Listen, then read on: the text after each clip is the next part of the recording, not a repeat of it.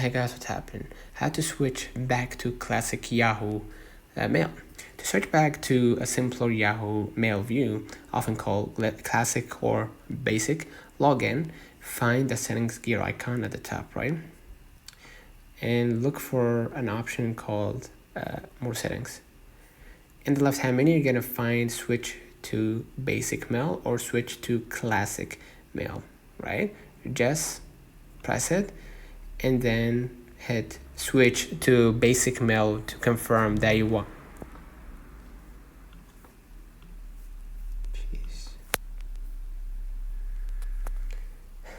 Hey guys, what's happening? How to switch back to classic Yahoo Mail.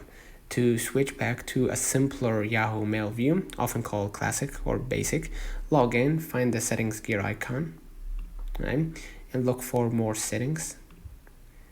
In the left hand menu, you're gonna find switch to basic mail or switch to classic mail, right? Hit switch to basic mail and double click to confirm that you want to switch to the basic or classic mail, right? This will take you to a more familiar, simpler layout, though the original classic version is largely gone, replaced by the basic mode. So don't forget to like and subscribe. See you in the next one.